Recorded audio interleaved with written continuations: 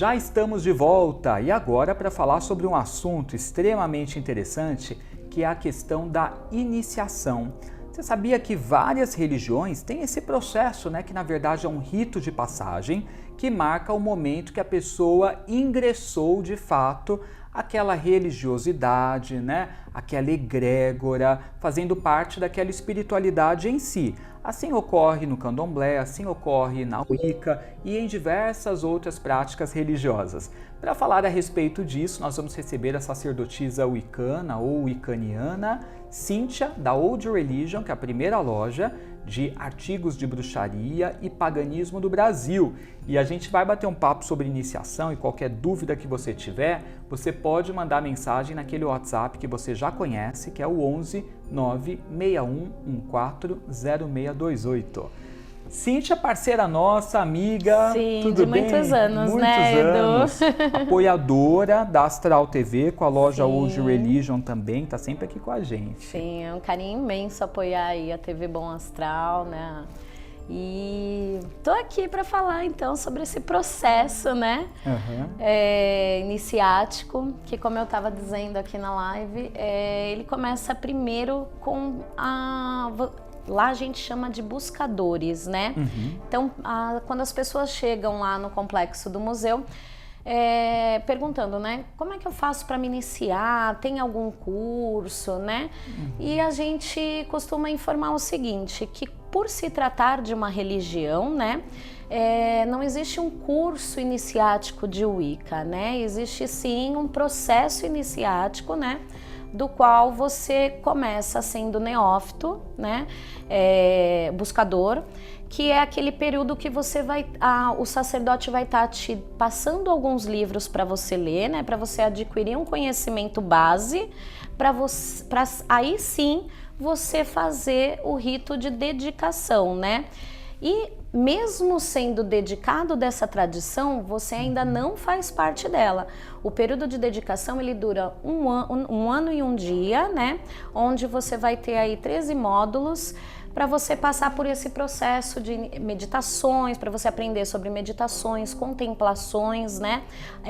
O processo de dedicação também ele ensina muito sobre o autoconhecimento, né?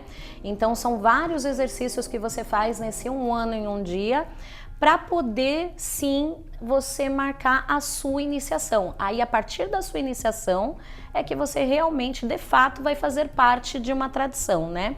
E aí, o pessoal pergunta, né? E depois de iniciado, acabou? Pronto? Passou? Não é formatura, gente. Não é formatura, exatamente. Não. Depois do processo de iniciação, aí... o que o pessoal costuma dizer, né, que aí é que começa, assim, de fato, o estudo mais a fundo sobre a religião. Por quê? Porque depois, algumas tradições, né, elas têm o primeiro e o segundo grau, né, mas a tradição da qual eu faço parte, que é a Diânica Nemorensis, ela trabalha com passagens. Então nós temos aí, depois da iniciação, 5 passagens. E essas 5 passagens são baseadas nas 5 árvores solares sagradas dos celtas, né? E nos elementos. E aí só após as 5 passagens é que você alcança o grau de Elder, né? Alto sacerdote Elder, né? Então você vê, você tem aí o processo do neófito, que é o buscador, onde o sacerdote vai te indicar livros para que você tenha uma base, né? Para aí sim você se dedicar, aí ficar um ano e um dia estudando esse estudo de autoconhecimento, meditações e contemplações, para acontecer a iniciação e aí você ainda ter essas 5 passagens para alcançar o título de Elder. Então é um caminho bem longo mesmo. Lembrando que algumas tradições, né, você já começa iniciado, como por exemplo a tradição gardneriana. Sim, é verdade. Não é? Lá quando ingressa, você já tem a iniciação no primeiro grau. Exatamente, já é no primeiro grau. Você já entra já como iniciado, né? Assim como também, gente, essa questão da dedicação que a Cíntia falou, né, que demarca o início dos seus estudos, né? Sim. De você começar a vivenciar a arte para depois você ver se você realmente se identifica para ser iniciado. Tem tradição que assim que você chega, você já é dedicado, né? Sim, exatamente. Porque você já passa por esse ritual que só está demarcando que você está começando o seu processo de estudos. Sim. Tem tradição que já fala, não, você vai primeiro vivenciar um pouquinho, daí depois você vai passar pela dedicação. Exatamente. Né? Eu, por exemplo, Edu, eu já comecei dedicada, porque como eu já tinha loja, né? Eu já montei a loja em 2006, então eu já tinha lido diversos livros, tal. Quando eu decidi entrar para a tradição em 2016, eu pulei o período do buscador, porque eu já tinha já uma base, um conhecimento, né, e uma vivência já da religião, então aí eu já parti já diretamente já para o processo de dedicação, né, achando que ia ficar 1 ano depois eu já ia marcar a iniciação, acabou que foram 6 meses para completar, porque às vezes o pessoal fala assim, ah, beleza, 6 meses, 6 anos. Oh, 6 anos, 6 anos.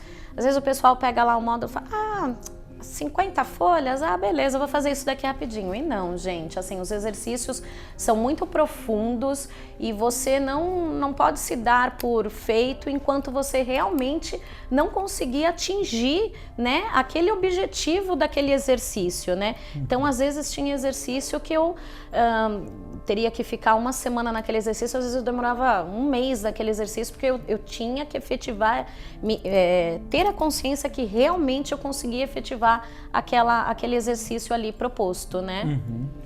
Gente, então quando fala em iniciação, né, na Wicca, é o início de tudo, você não está se formando não e terminando nada. Exatamente, Está começando, né? Exatamente. Inclusive, né, eu digo que até antes desse processo, a gente, pelo menos lá no museu, né, como agora a gente tem um templo lá, aberto ao público, então a gente até, quando chega o pessoal lá falando assim, eu quero saber sobre o Wicca, né?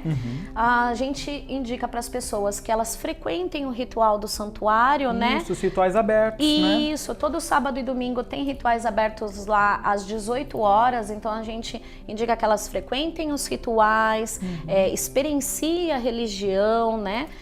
Veja se realmente é isso mesmo que ela quer. Ah, não, é isso que eu quero. Aí sim, a gente passa ela para um sacerdote. Aí, não. Nesse processo mesmo dela tá indo nos rituais, cada ritual é dado por um sacerdote diferente. Legal. Né? Então, o que a gente fala? Frequenta os rituais para você saber até em qual coven você deseja entrar. Porque aí você assiste o ritual, por exemplo, da Cíntia, da Cláudia, da Nadine, do Diego, e aí você vê com qual sacerdote você vai ter mais afinidade. Porque quando você entra para um coven, na verdade é como se uma família estivesse te adotando. Você faz parte daquela família, então você tem uma convivência familiar, né, com essa pessoa. Então, assim, qual é o sacerdote que você tem mais afinidade? Você vai saber disso participando dos rituais, né? E vendo qual ritualística ali você teve mais afinidade, qual pessoa você teve mais afinidade, para aí sim você pedir para ser buscador dessa pessoa. E aí, quando ela pede para ser buscador dessa pessoa, ela entra num grupo de WhatsApp junto com outros buscadores. Esse sacerdote vai estar indicando diversos livros. E aí, durante esse processo, é que o sacerdote vai saber quem já está apto para ser dedicado e quem ainda não está. Então, às vezes acontece de você ter entrado junto com um coleguinha e o sacerdote virar para você e falar assim, olha, você já está pronto para ser dedicado. Ah, mas o meu coleguinha entrou junto comigo, por que ele não pode se dedicar agora? Olha, porque baseado aí no acompanhamento que eu estou tendo com ele, sobre o estudo dele, eu acho que ele ainda não está preparado para esse processo, né? Então, você vê, tem toda uma estrutura, né, para que isso aconteça. Então, por aqui, gente, nós já percebemos, né, 2 situações aí importantes, né? Uma é que não é através de um cursinho que de repente você vai adentrar, né, a Wicca, a bruxaria. Existem cursos que podem servir como introdutórios, né? Sim. Para você conhecer sobre, entender um pouquinho como funcionam os instrumentos mágicos, né? Os deuses que a gente cultua, né? Mas é uma introdução, né? Exatamente. A Cláudia Issa mesmo lá no Museu de Bruxaria, né? Ela dá um curso introdutório desse. A Cláudia Issa lá no Museu de Bruxaria, ela dá um curso introdutório desse, né? E esse curso introdutório, ele vai explicar justamente sobre isso, né? Sobre o universo da Wicca. Então, às vezes o pessoal fala assim, nossa, mas o curso da Cláudia eu já vou sair iniciado, né? E a gente fala, não, esse curso de introdução ao Wicca é justamente para você saber o que é a religião Wicca, como funciona o culto da religião, né? E tudo que abrange esse universo. Tá, então, muito legal, gente. Bom, já nós vamos continuar conversando a respeito de tudo isso, tá? Porque agora eu tenho um recado para você. Já que ela está aqui hoje com a gente, a Cíntia da Old Religion, como eu disse, eu te convido a conhecer a loja que fica dentro do Museu de Wicca e Bruxaria aqui em São Paulo. Dá uma olhada nesse vídeo. A loja Old Religion é a loja oficial do Museu de Bruxaria do Brasil. Ela é especializada em produtos para a prática da religião Wicca. Once in a month when the moon is full, some secret place shall ye gather, adore the spirit of me. Nela você encontrará instrumentos ritualísticos, vestimentas, livros, tarôs e vários itens ligados à magia natural, como ervas, óleos, incensos e cristais. Além disso, a loja também conta com um balcão de feitiços, onde bruxos preparam encantamentos na hora, para cada propósito específico. A loja física está localizada no bairro da Vila Mariana, pertinho da estação do metrô Ana Rosa, em São Paulo. Acesse a loja virtual oldreligion.com.br. Você viu quanta coisa legal, gente, tem na Old Religion, né? Praticamente um mundo mágico ali, né? Esperando por você, com os seus feitiços, encantamentos, seres mágicos. Aliás, eu adoro aquele balcão de feitiços que vocês têm por lá. Sim. Ai, aquele balcão de feitiços é o xodozinho da loja física, né? Bom, o balcão de feitiços, Edu, eu trouxe essa ideia da primeira loja de bruxaria de Nova York. Uma vez eu assistindo lá os posts do Facebook, de repente passou lá um post na minha linha do tempo dessa loja onde ela fazia velas enfeitiçadas. Já viu? Já? E aí eu trouxe essa ideia, né, mais adaptada, né? Então lá Mas ficou super legal, porque o dela era só velas, né? O dela é só a vela que quando ela coloca no potinho sai uma fumaça, que é a pólvora que ela coloca embaixo e sai uma fumaça. A vela tem os símbolos, mas ela trabalha com glitter e coisa e tal. E aí quando eu trouxe essa ideia para a loja, né, eu falei assim, a gente vai fazer isso, mas um pouco diferente. Então, como funciona o balcão de feitiço, né? A pessoa chega lá, ela vai contar o problema dela, né? E a gente vai afunilar o intuito da vela trabalhando com símbolos mágicos, né?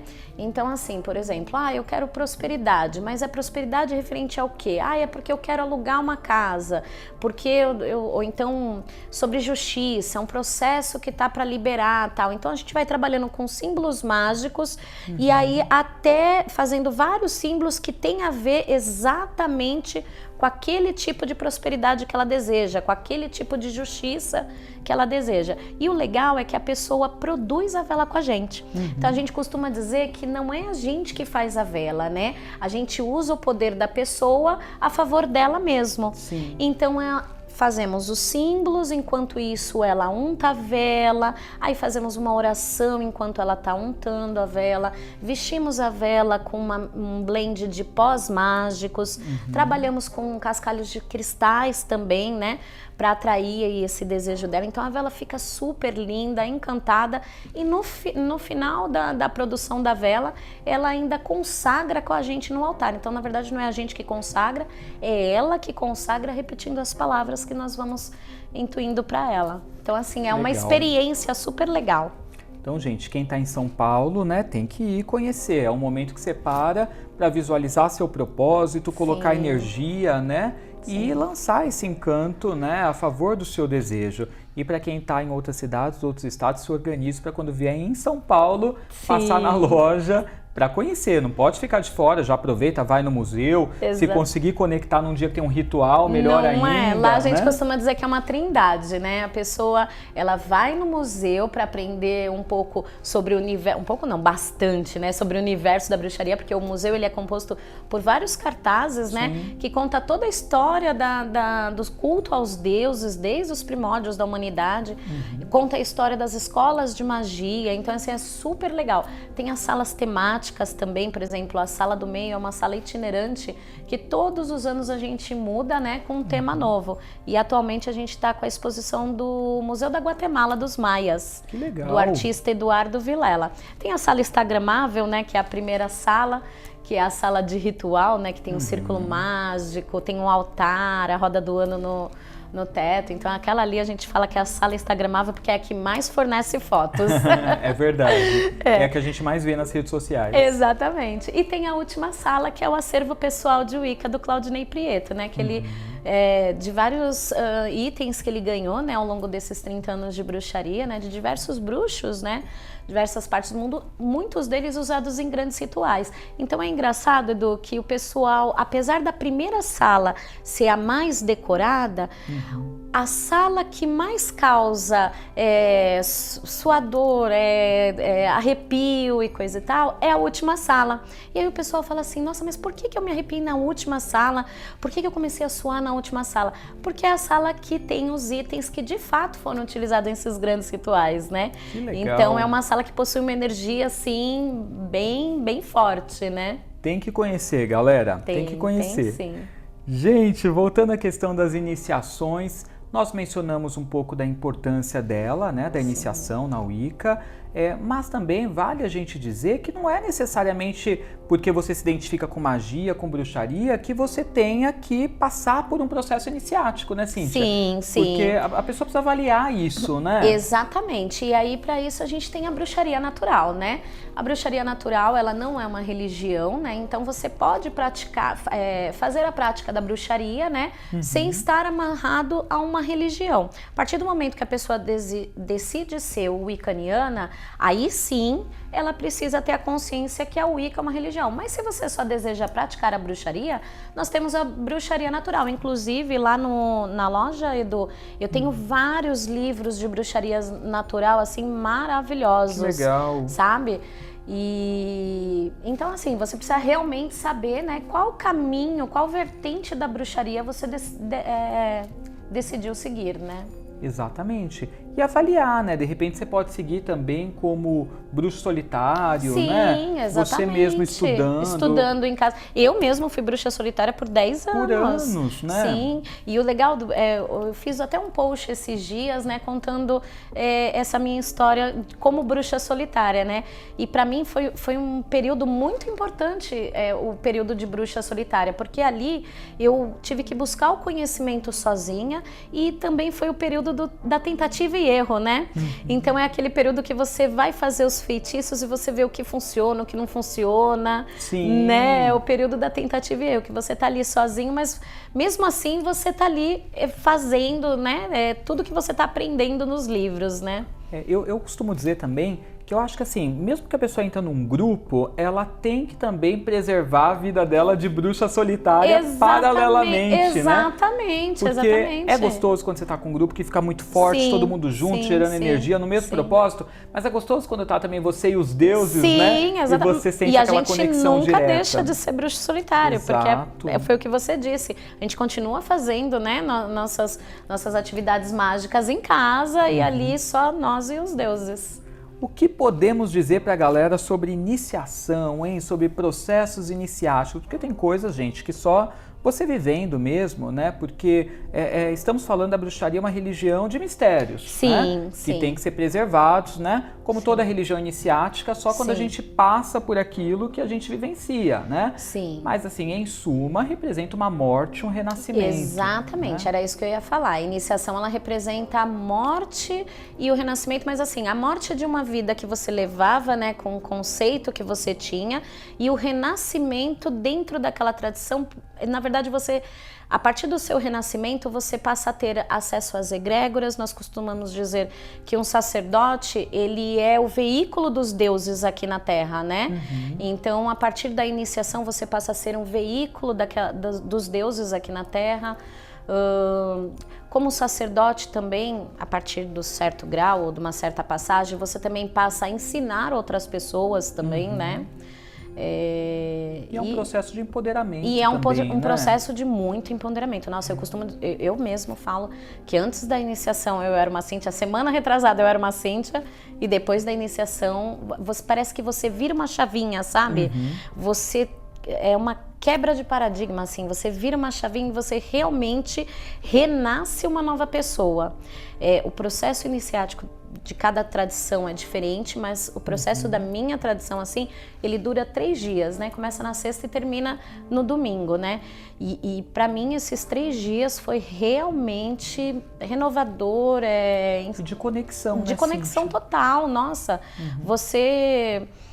É como se você esquecesse o mundano e vivesse ali só no sagrado. Então você consegue se conectar tão a fundo a tudo aquilo, né?